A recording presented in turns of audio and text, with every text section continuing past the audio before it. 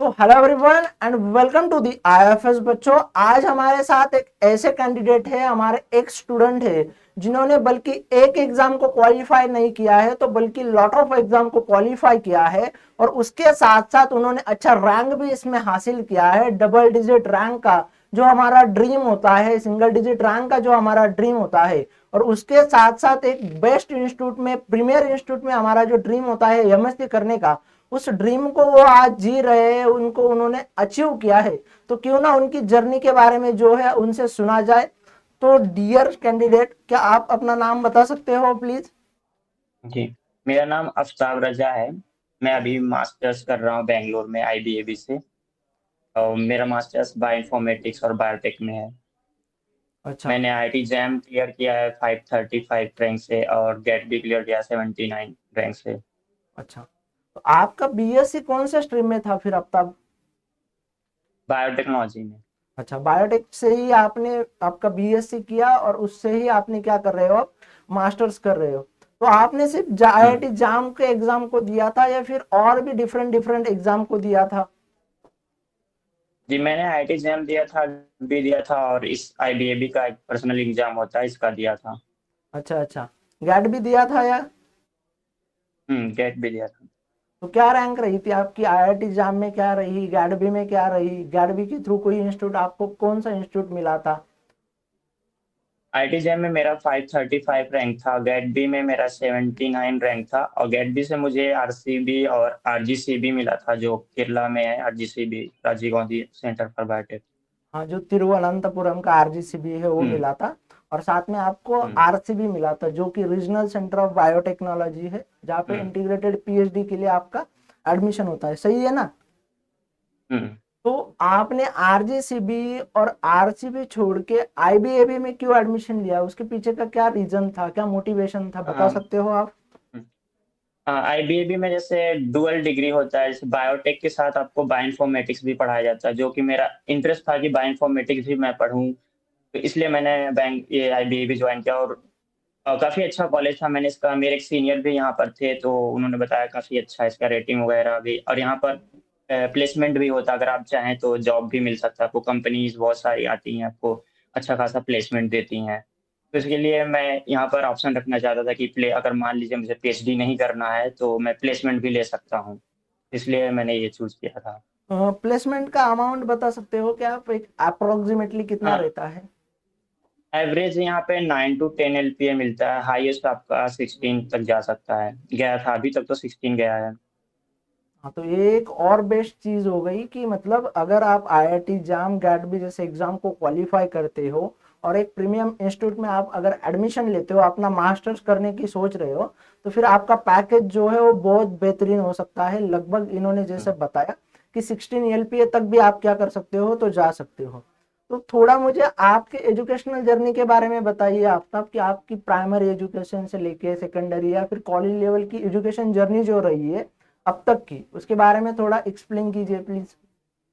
मैंने 12th तो अपने इधर डिस्ट्रिक्ट से ही किया था, उसमें मैं स्कूल टॉपर था। और फिर मैंने बैचलर्स किया कानपुर यूनिवर्सिटी से, उसमें भी मेरे अच्छे खासे मतलब स्कोर्स थे, वन ऑफ द टॉपर में था। उसके बाद मैंने गेट दिया और जैम दिया। मेरा मतलब था कि आईआईटीज में ही जाना था, तब तक मेरा था सपना कि मुझे आईआईटी में ही जाना। फिर उसके बाद मुझे सेकेंड ईयर में पता चला आईबीएबी के बारे में भी, तो मैंने यहाँ पे भी अप्लाई कर दिया था।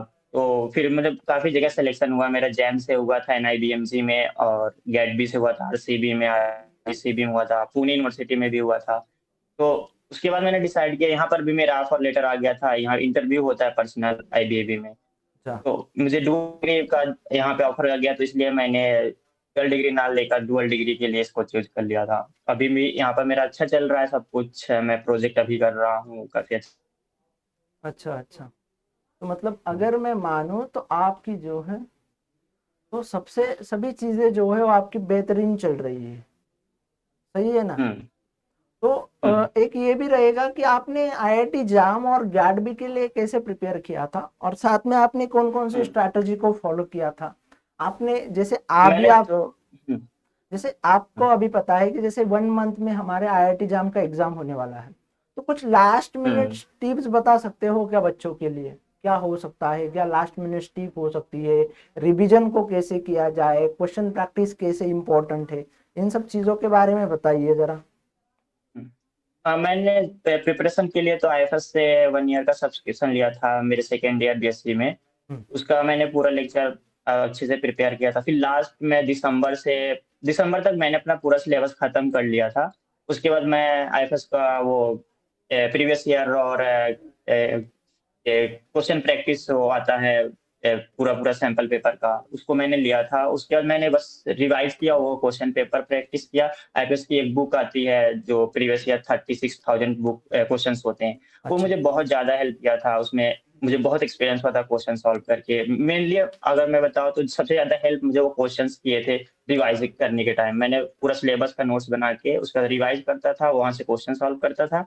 उसके बाद फाइनल के में एग्जाम था, तो फेब के जो 10 डेज थे मेरा, उसमें मैंने सारे ये आईएफएस के जो क्वेश्चन सैंपल पेपर होते हैं जो लास्ट टाइम पे 1 रुपए का मिलने लगता है, तो उसको मैंने किया था अच्छे से सॉल्व। तो मुझे कॉन्फिडेंस आ गया था कि हाँ, अब तक मेरा प्रिपेयर हो जाएगा अच्छे से। अच्छा। तो अच्छा। मैं मतलब सजेस्ट करना चाहता हूँ कि आप लोग दिसंबर तक ट्राई करें कि अपना सिलेबस खत्म कर लें।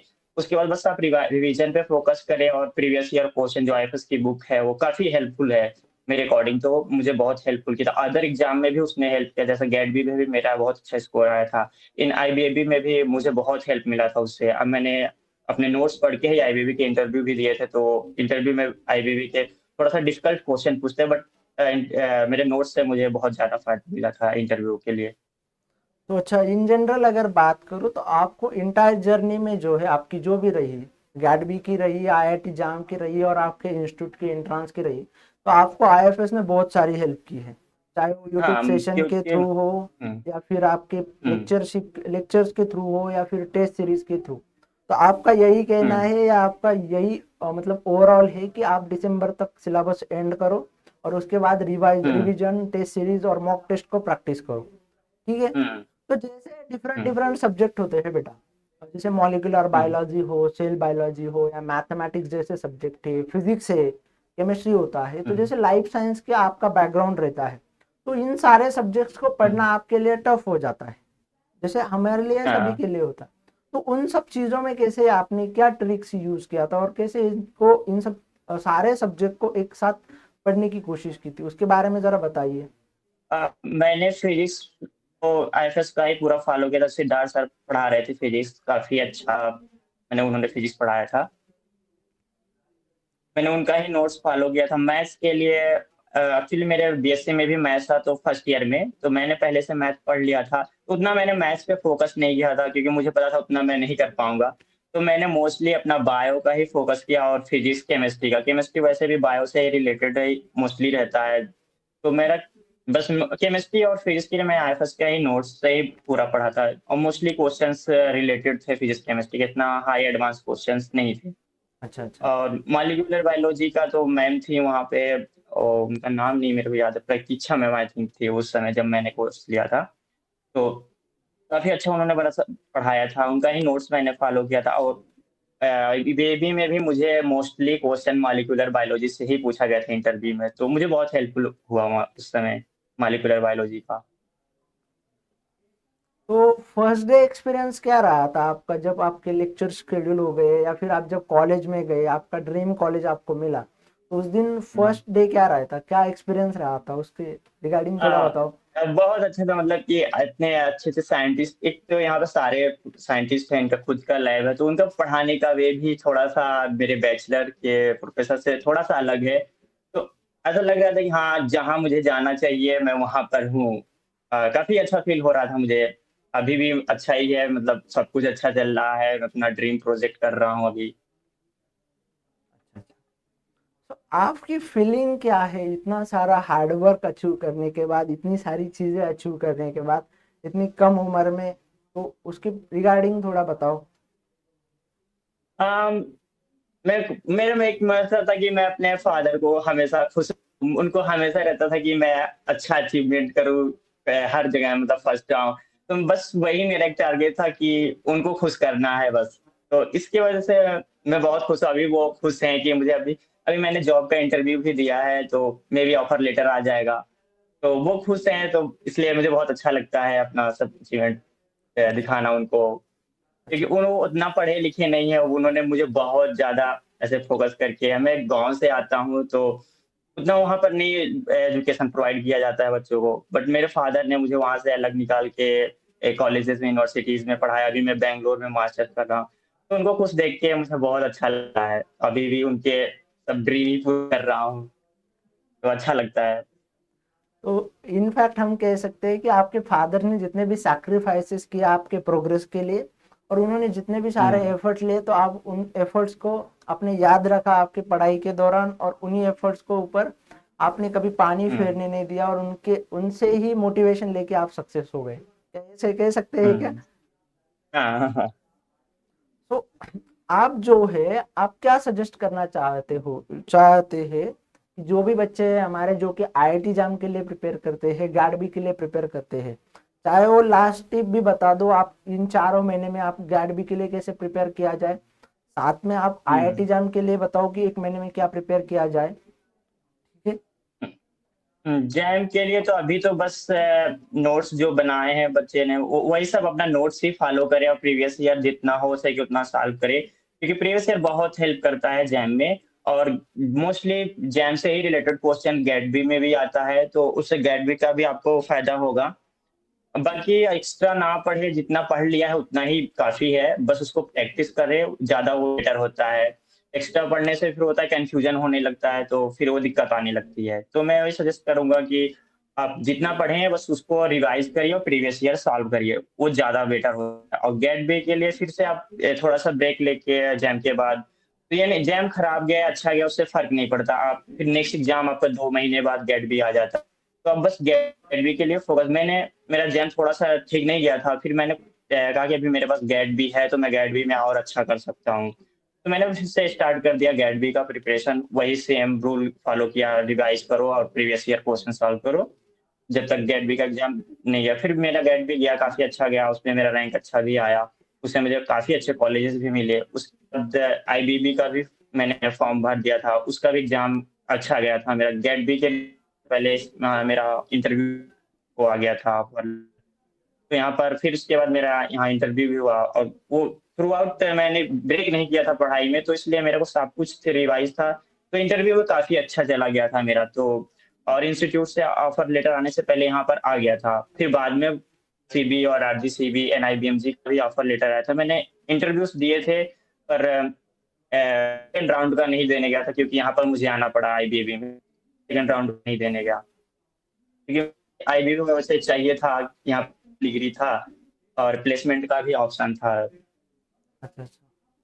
तो और उसके हुँ, साथ ये भी बात पूछनी है मुझे आपसे कि जो भी बच्चे हैं जो कि अभी सेकेंड ईयर में है या फिर फर्स्ट ईयर में है बीएससी के, तो उनके लिए क्या सजेशन रहेगी कि जो भी बच्चे हैं, जैसे तुम्हें पता चला सेकेंड ईयर में आईआईटी जाम के बारे में, तो कुछ बच्चे ऐसे भी हुँ, होते हैं कि जिन्हें फर्स्ट ईयर में ही पता चल जाता है हुँ। गैडबी के बारे में, आईआईटी जाम के बारे में, तो उनके लिए क्या सजेशन रहेगी 2 साल के लिए या फिर 1 साल की प्रिपरेशन में, उन्हें किस चीज के ऊपर फोकस करना चाहिए? हुँ।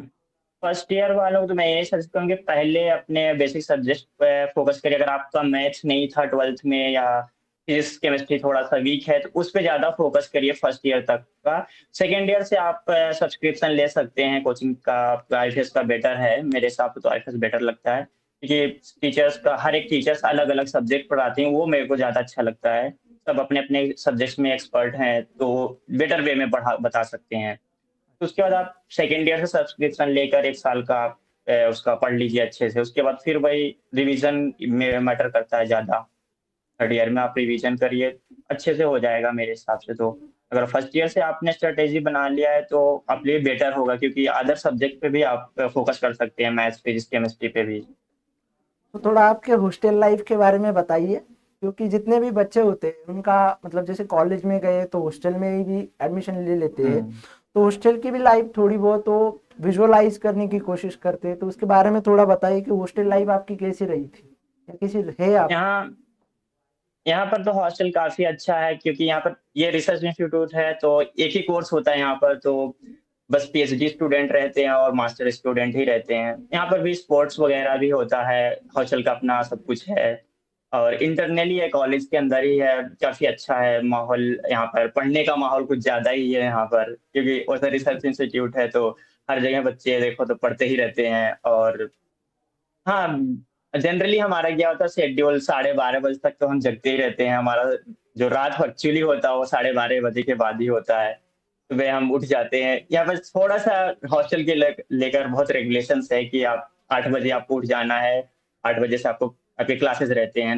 1 घंटे का आपका टाइम मिलता है फ्रेश होने का, तो उसके बाद 9 बजे से आपको क्लास करने जाना। बंक नहीं करना होता है क्योंकि प्रोफ़ेसर तो यहीं पर रहते हैं, तो आपको कभी न कभी दिन में मिल जाते हैं। तो और एक बच पर्सनली हर बच्चे को जानते हैं, तो उससे अच्छा है। मतलब मुझे कॉलेज का लाइफ़ यहाँ का काफ़ी अच्छा लगा, काफ़ी साइलेंट है, रिसर्च इंस्टीट्यूट है तो और माहौल थोड़ा-सा रिसर्च ओरिएंटेड भी है यहाँ पर। अच्छा लगता है क्योंकि नीचे पीएचडी स्टूडेंट मतलब फर्स्ट सेकंड फ्लोर पे हम लोग रहते हैं, मास्टर स्टूडेंट और नीचे ऐसे ग्राउंड फ्लोर पे रहते हैं पीएचडी स्टूडेंट, तो उनसे इंटरेक्शन भी होता है। तो वो एक होता है कि हम पीएचडी में अगर करना चाहेंगे तो क्या कर सकते हैं, हमारे सीनियर्स क्या कर रहे हैं, तो इंटरेक्ट करके हम काफ़ी अच्छा सीखते हैं। तो अच्छा लगता है यहाँ पे हॉस्टल लाइफ़ बहुत अच्छा है मेरे हिसाब से। अदर बहुत जगह ऐसा होता है कि हॉस्टल में सीनियर्स होंगे तो वो पीएचडी वाले थोड़ा-सा वो अपना दिखाएँगे, यहाँ पे ऐसा कुछ नहीं होता, वो छोटे भाई की तरह ही सब ट्रीट करते हैं, अच्छे से गाइड करते हैं, तो बहुत अच्छा है यहाँ पर। मतलब सही चीजें, सब चीजें आपके साथ सही हुई है, आपका हार्डवर्क का हुँ, आपको वर्थ भी मिला है, आपने हार्डवर्क जितने भी किए थे उन सब का आपको सक्सेस भी मिला, आप अपनी लाइफ भी इंजॉय कर रहे हो और आपको लगभग हुँ। प्लेसमेंट या जो भी है आपका हो भी जाएगा। तो हाँ, आप अभी मैंने इंटरव्यू दिया है जॉनसन एंड जॉनसन में, तो उसका रिज़ल्ट आना बाकी है। अच्छा, तो मतलब आपके साथ जो है वो सब चीज़ें सही हो रही है। तो फर्स्ट ऑफ ऑल मैं आपको थैंक यू कहना चाहूँगा कि आपकी इतनी बढ़िया सी जर्नी जो है, आपके स्ट्रगल हो जाए, फादर के हार्डवर्क हो जाए, उनके सैक्रिफाइसेस हो जाए, उन सब चीज़ों का आपने यहाँ मेंशन किया। साथ ही में जो भी बच्चे स्मॉल टाउन से आते हैं, विलेज से आते हैं, तो उनके लिए आईएफएस जो है वो बहुत बड़ा बदलाव ला रहा है, क्योंकि उनको पढ़ने का ज़रिया दे रहा है ऑनलाइन के हुँ, थ्रू। तो एक बेनिफिशियल है। हुँ, तो आपकी जो भी जर्नी आपने की है, अचीव की है, तो वो तो अप्रिशिएटेबल है। और अगेनली मैं थैंक यू कहना चाहूँगा कि आपने जितना भी आपके साइड से प्रिपरेशन की टिप्स दी, तो बच्चों जो भी आप ये वीडियो देख रहे हो तो आप देख सकते हो आप ही में से एक कोई बच्चा है जो कि आज बहुत अच्छे इंस्टीट्यूट में एमएससी कर रहा है, वो भी बायो इन्फॉर्मेटिक जैसे सब्जेक्ट में और बायोटेक्नोलॉजी जैसे रिसर्च एरिया में। तो इन सब चीज़ों से आपको मोटिवेशन मिलेगा, इन चीज़ों से जो है आपको टिप्स मिलेगी, स्ट्रैटेजी मिलेगी सीखने को। तो जाइए और इनरोल कीजिए आईएफएस में, और उसके साथ साथ ही आपने जर्नी को जो है वो आसान बनाए। थैंक यू बेटा for joining this session. Thank you sir, thank you.